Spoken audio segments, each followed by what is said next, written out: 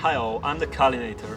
Have you ever analyzed your backgammon match and ended up realizing you made multiple blunders due to not knowing what the pip count is and not even realizing that you needed to know it? Well, you'll never do that blunder again. Stay tuned. You probably know how to do pip counting. So, for example, in this position you put myself an imaginary 2, 4, 6 pips ahead and a further 3 pips back in order to make this against each other, this against each other, and everything just against each other. This would mean that if you put me 3 imaginary pips ahead, the pip count is level. So then you know that I am actually 3 behind in the race. However, if you do this too often, you end up in time pressure. This is very likely, and if you're playing a tournament with a certain time bank, especially if it's a relatively short one, then you'd rather not end up in time pressure. But you need to know the pip count. Well, I have a magical solution for you. You know the pip count anytime you need it, and you don't end up in time pressure. It's so easy. Just follow it from the start of the game until the end of it and never lose it.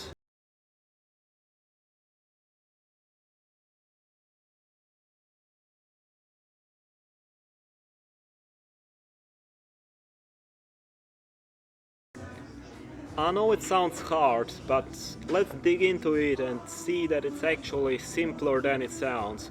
So without hits, it's just basic adding and subtracting, and with the hits it gets a little bit more complicated, but it's really not that hard to do over the board.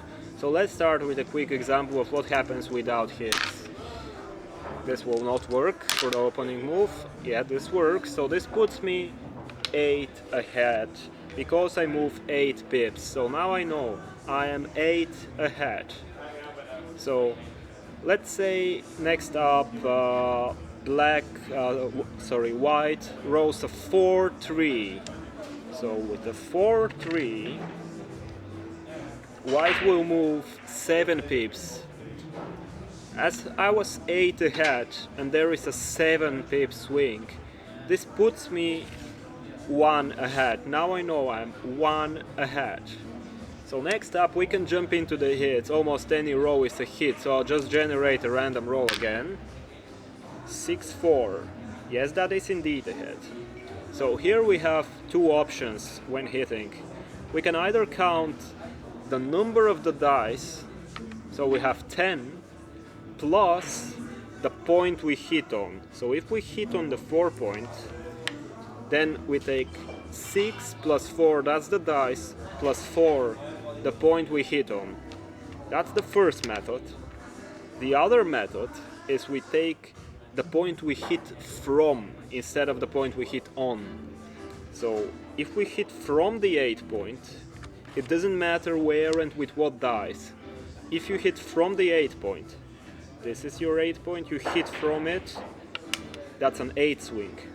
And you take the other dice. So if you hit from the 8 and play a 6, this is a 14 swing. Now you go back and look at the other. If you have 6 and 4 to play, 6 and 4, and you hit on the 4 point, that's 6 plus 4 plus 4, which is a 14 swing, as we said. So after a 14 swing, and you were 1 ahead before, you are 15 ahead now. And this just keeps going. So if, for example, white is now going to hit from the bar with a 4 and generate a random other number, so you are 15 ahead. White hits from the bar, that puts white 10 ahead, and then he plays a 3, so white is now 3 ahead. And this goes on for the complete duration of the game. Once you get used to it, it's actually not hard at all. It's just something you do kind of automatically.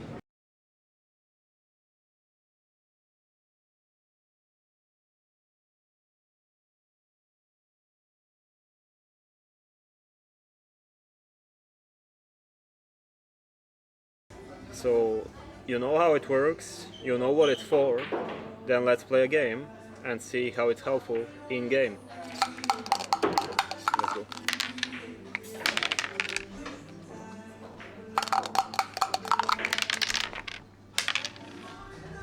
"5-1", this means I'm 6 behind. You play.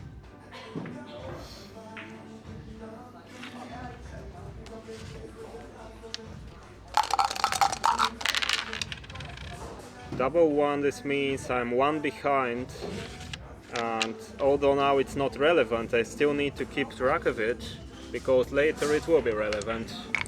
So 2 behind.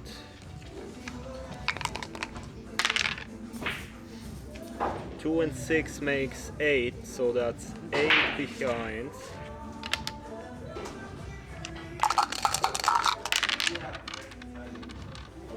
Now I hit from the midpoint, so that's 13, which makes me 5 ahead, and then I have another 3, so I'm 8 ahead.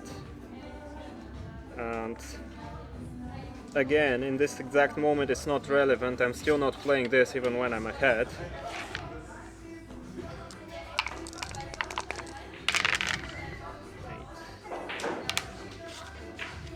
So he comes in with 3 and hits from the 23 point, that's a 26 swing, and as I was 8 ahead, with a 26 swing, that's 18. 18 behind, of course. So after I dance, I'm still 18 behind. 18 and 5 makes 23. And if he hits on the 3 point, that will be 26.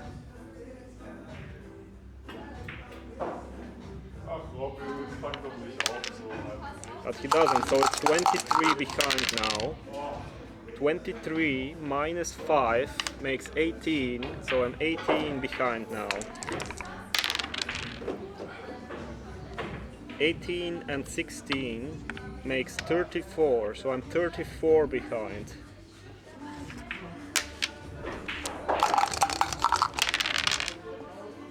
And here is when it helps. 34 minus 7, I'm 27 behind. And then it's very clear that I'm staying back. Or maybe like that, but still, it's just either of them. 27 and 16, I'm 43 behind now.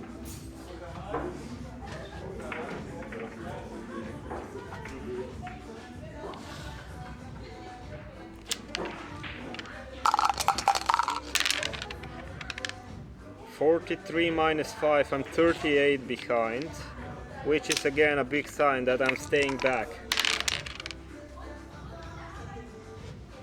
38 and 8 is I'm 46 behind now.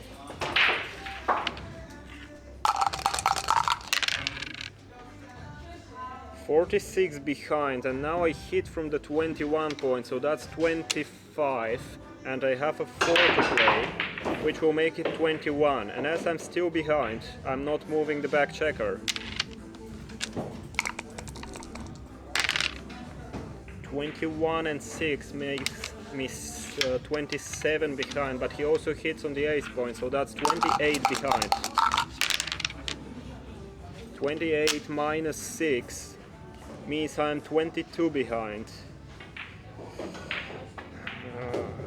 I don't know if I need my bar point slot edge. When I'm behind, it's a good call for it, especially when he has a plot in there.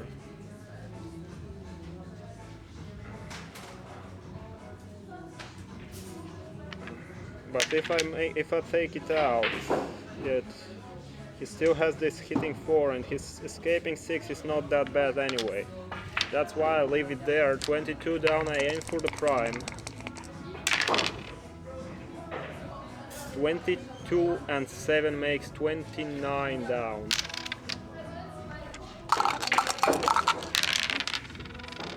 Oh, I can't cover it, that's so terrible. But I am 29, minus 8, I'm 21 down. 21 down would usually call for a hit on the ace point.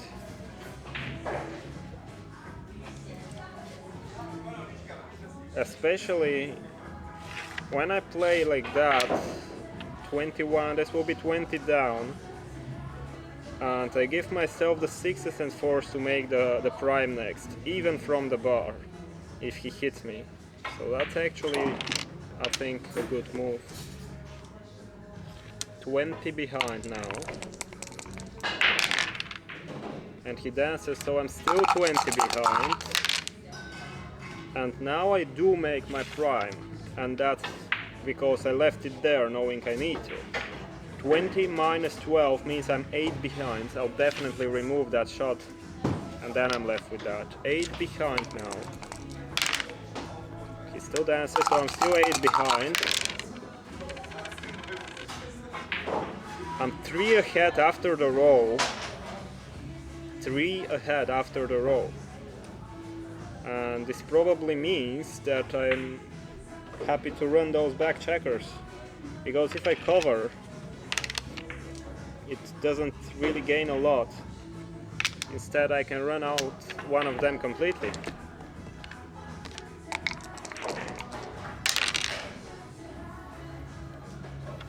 I'm 3 ahead, but he hits from the bar, that's 25.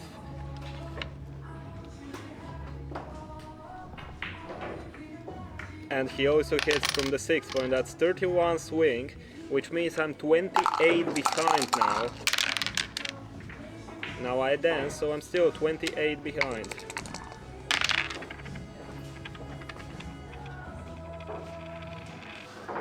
(28) and 16 means I'm 44 behind.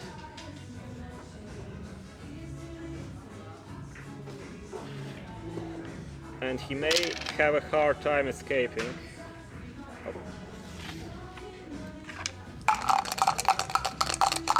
44 now down, and -5, that makes 39 down. But he needs to escape, and so he hits from the 9 point and plays a 5, that's 14, and it was 39, so 39 and 14 is 53.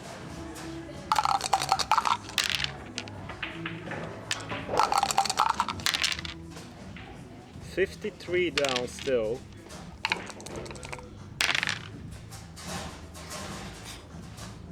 I still may end up needing it, so I'm 58 down. It's your turn. 58 and 9 is 67 down, and I still may end up needing it. Okay, I probably won't need it, so I can probably forget it now and still play the game till the end.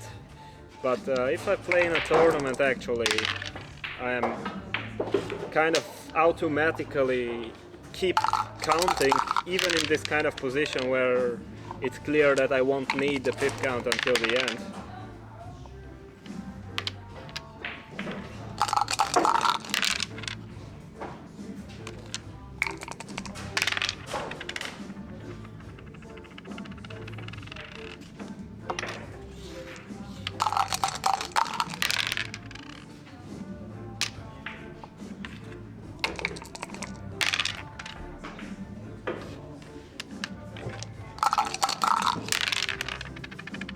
Okay, so that's the game, and as you saw, there were definitely a few occasions where knowing the pip count made my move pretty clear, and if I wouldn't know it, I could have well made another move, or if I know that I need to know it, I would have to spend time counting it, and this is also not good because it decreases my time bank if I'm playing a tournament. So that's why the running pip count is something you should definitely try out, and trust me, it's easier than it looks. See you next time.